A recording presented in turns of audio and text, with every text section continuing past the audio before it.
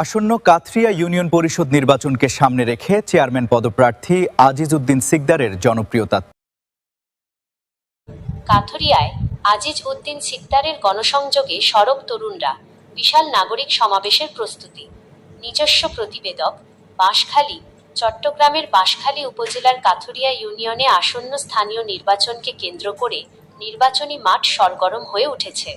বিশেষ করে চেয়ারম্যান পদপ্রার্থী ও তরুণ প্রজন্মের জনপ্রিয় মুখ আজিজ উদ্দিন সিকদারের ব্যাপক প্রচারণা এবং গণসংযোগে পাল্টে যাচ্ছে স্থানীয় রাজনীতির সমীকরণ।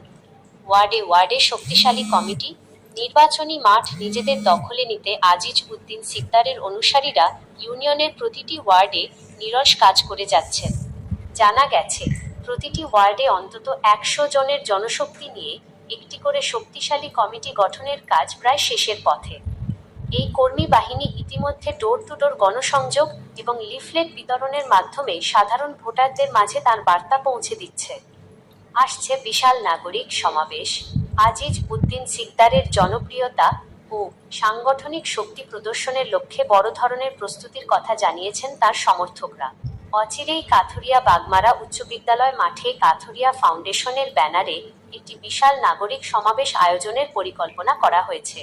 এই সমাবেশকে কেন্দ্র করে ইউনিয়ন জুড়ে সাধারণ মানুষের মধ্যে ব্যাপক কৌতূহল সৃষ্টি হয়েছে। সাধারণ মানুষের আস্থার প্রতীক।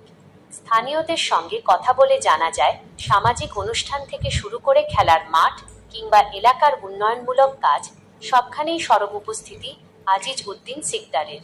চায়ের আড্ডা থেকে শুরু করে পাড়া মহল্লায় এখন তাকে নিয়েই চলছে মূল আলোচনা। সাধারণ মানুষের অভিযোগ ও সমস্যার কথা সরাসরি শুনে তা সমাধানের চেষ্টা করায় বিশেষ করে তরুণ ভোটারদের মধ্যে তার ব্যাপক গ্রহণযোগ্যতা তৈরি হয়েছে। বিশ্লেষকদের অভিমত।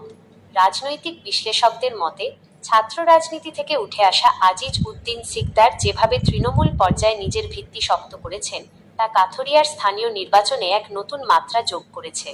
প্রতিটি ওয়ার্ডে নিজস্ব কর্মী বলয় এবং সুসংগঠিত প্রচারণার ফলে আসন্ন নির্বাচনে তিনি অন্যতম শক্তিশালী প্রতিদ্বন্দ্বী হিসেবে আবির্ভূত হয়েছেন। আপনার কি এই সংবাদের জন্য কোনো